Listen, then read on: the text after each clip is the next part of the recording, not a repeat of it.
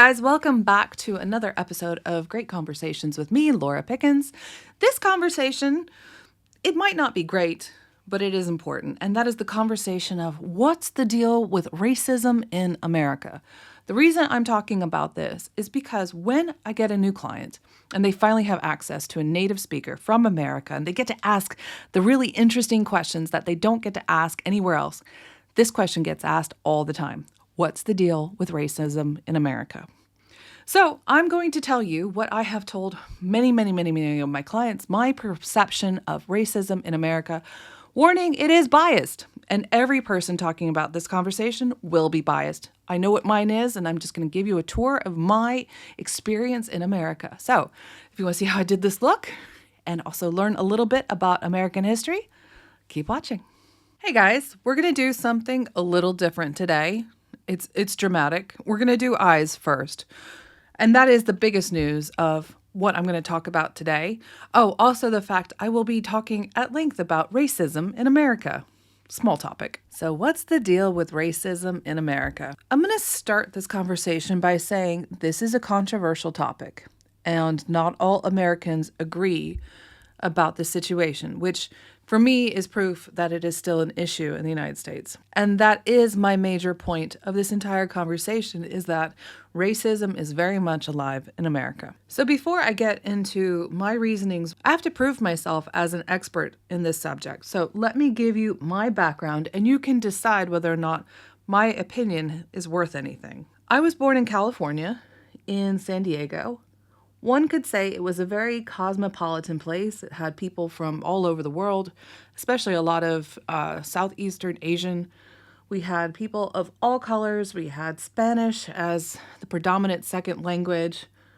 I don't remember how many people were Black around me, but I do know that they were well represented. I come from a family of very anti-racist people. My parents and even their parents were part of the civil rights movement. I was raised in a family that didn't really talk about racism, but also never really acknowledged it as a thing that separates us. When I was 10, I moved to South Carolina, which is a much different place.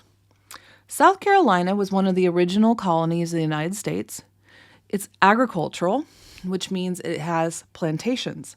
Those plantations were serviced by slaves. In South Carolina, there are ports, points of entry for slaves arriving from Africa. South Carolina very much has a history of slaves and therefore is part of the discussion about racism. I had my first 4 years of education in California and then from 5th grade on in South Carolina. So that is my background. And anytime anyone is going to speak about a topic like racism, their background and who they are really matters on whether or not their opinion should hold weight. So I obviously have a bias. We all have biases. I'm telling you mine. I did experience a little bit of racism in America.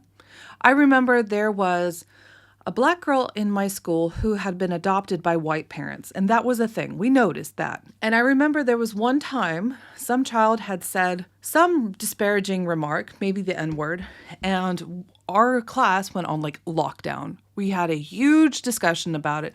We talked about why it was wrong and why this language would not be tolerated. I do remember that. So while racism exists, it was quickly tamped down by the teachers. South Carolina. First of all, in South Carolina, you might be familiar with the accent of South Carolina.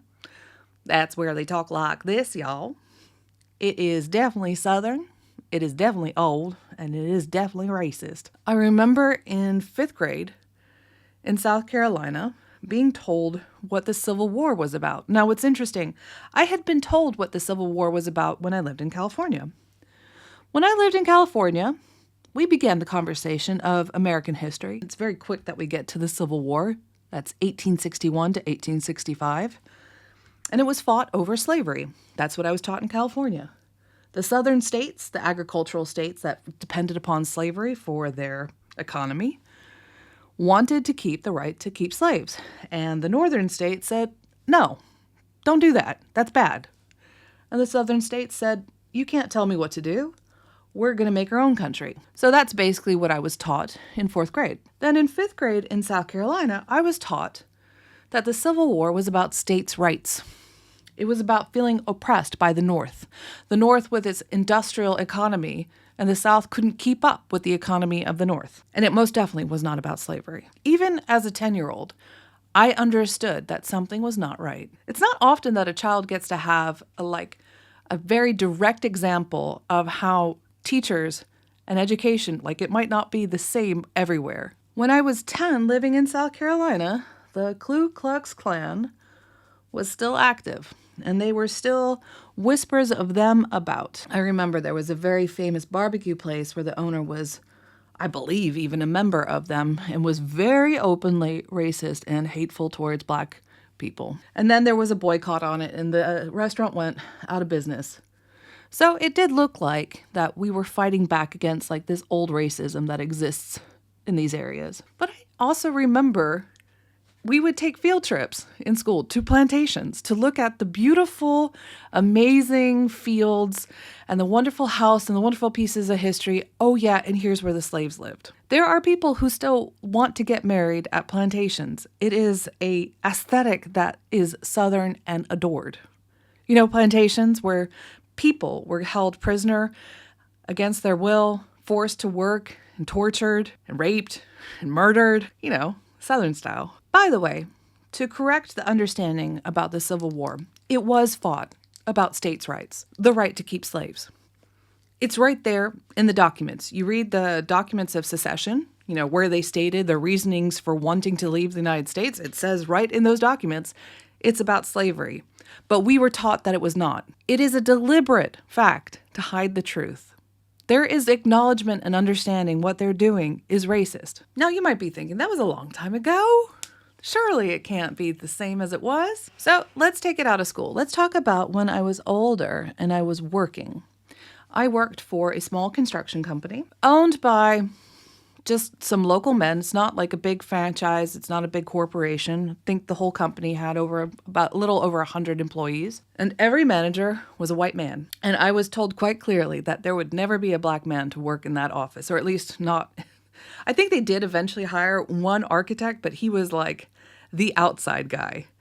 But as for management, there would never be anything but a white man in that position. And they were very open about that. I will never hire a woman or a Black man to do this job. That is why DEI exists, because mentality is like this. If it was merit-based, there would be women in power. There would be Black people in power. They're not because of merit, but because of old racist, misogynistic beliefs. So, again, I am showing my bias. I understand that. I'm fine with that. So then Obama became president. Racism is dead. Hooray. No, I remember in high school being taught in my social studies class that by the year 2045 or something, white people in America would be a minority. Just statistically speaking, that was inevitable. And I remember being taught that, watch out. And it was taken as that as well. Just the questions that we had in that class is, what are we going to do about it? Now, if you are outside of the United States and you're looking at this, and you might think, there's nothing wrong with cultural identity, protecting your language, your culture, and your roots. There's merit to that. I understand that. But the cultural identity of America is not one type of person. That is the whole concept of America, is that is a land of immigrants. And that these Black people who were brought to the United States against their will, the least that we could say about them is that they are a part of America's DNA as well. They are just as much America as the white people who brought them. You could say this for any race of people that have been brought to the United States, whether it be through against their will or forced to leave their own countries because of bad environments back home or their need for labor in America. They were all welcomed in the United States. So these people that I went to school with who were concerned about the dwindling numbers of white people are now the adults of America.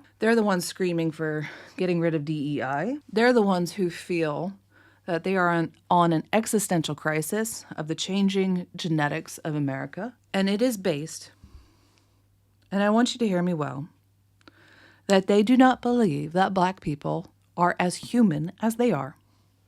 They don't have the same feelings. They don't have a soul, or at least it's not the same as theirs. They're not as worthy to a good life. They're used to a bad life. There's a larger percentage of Black people in prisons than there are Black people in America. That's proof right there that they're bad people. That's a very lazy way to look at statistics. Let's look at it a little deeper.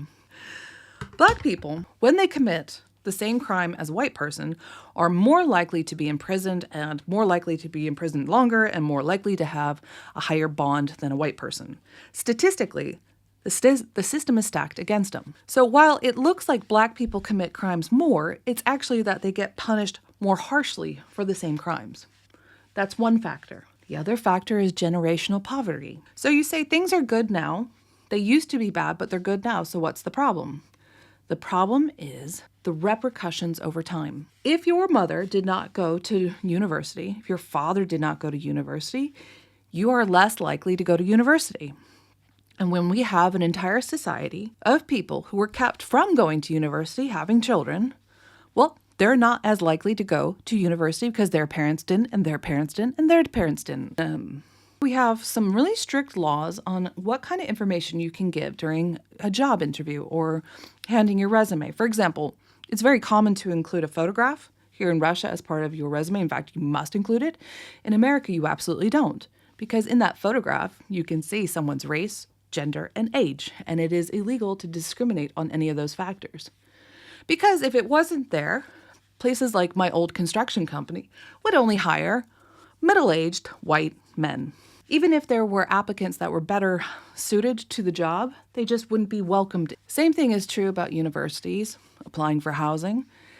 And you can see it without needing a photograph. You can see it in someone's name. For example, John Smith is much more likely to get a house or a job or a loan than someone, say, LaQuisha. They don't need to see your picture to understand that is a Black woman. And people named LaQuisha don't tend to get loans or jobs as often. So we have laws in place to prevent even this type of discrimination, because there are still a lot of people in the United States who don't believe that people of color deserve equal rights. There's a lot I can say about this subject, and I'm struggling to edit myself right now about what I want to say, because I can already hear the people arguing against me about why racism is good, why they don't deserve to be treated the same as whites, why white people should be scared about them losing the majority. I have heard arguments against it my entire life. Well, mostly since I moved to South Carolina. When I heard teachers and preachers, bosses and friends casually talk about lynching, I've heard every excuse on why their form of dehumanization is correct and good and right. It's hard to stay calm and civil when people are so comfortable with what I consider to be evil behavior, because I consider dehumanization of people to be one of the world's greatest evils. Some people being more human than others. So you can see that I have really strong opinions about this. And the thing is, people on the other side have very strong opinions too. I'm fighting what I consider to be a moral fight, one of life and death. And my opinion is not something that I can compromise on. And the thing is, on their side, they feel the same way. This type of deeply entrenched division between Americans in this way is one of the reasons why our country is just so divided into two camps. And unfortunately, I just don't see a solution to this problem. We all thought that when Obama became president, we were doing better. But now we see political messaging that is just open and outright racism. I remember at least when I was 10, the racism was done in shushed voices and hidden in secret language. Now it's out in the open. It is just, yeah, we're racist. We don't think Black people and brown people are equal people. I honestly think it's gotten worse. I understand racism exists in every country, and every country faces their division between us and them. I'm simply trying to explain America's long-standing of us versus them, and why you're going to see it brought up often in media, in movies and TV shows, which generally are more progressively biased. And it might feel like to an outsider, why does it feel like I'm in a sermon? I didn't do anything wrong. Why does it seem like every movie has this element of racism in it, or this education against racism? And because for one thing, it works. It works to fight against these long-standing racist ideas, to fight it in our media, to make Black people the heroes and more things so that we stop seeing them as things. That is the problem, is that there are many Americans who see Black people as animals or things. So when we put them in roles as heroes, it helps Americans to go, oh, maybe they have emotions too. There's so much more to be said about this subject. Like, Black women in the medical world get less medical treatment, less pain management. And one of the reasons is the underlying belief is that they just don't experience life in the same way as white people. No one would admit that because nobody's a bad person, but that is why it happens. And this is well studied. Again, I'm showing my bias. There are people out there that says, no, this doesn't exist. My suggestion is go talk to some Black people about their American experience about racism, and they will tell you how they feel. This subject always makes me so angry. So if you consume media from America, you watch the movies, TV shows, music, and you wonder why everything is about racism, hopefully this answers some of those questions. Thank you guys so much for listening to me ramble on. This is a conversation I've had with many of my clients. I know it's interesting to people who are outside of the United States, and I hope I gave you some insight into the world of America. You can come find me on Instagram, Telegram, YouTube, where I post daily videos about insights about living as an American in Russia, and you can come join me on my private Telegram group where you can interact with me as if I were your own private language tutor. You can ask me questions about language or culture or pop culture. I also have a podcast where I give a deep look into language from the idea of a native speaker. I am everywhere. Check out the description for all the products that are available, and I will see you next week.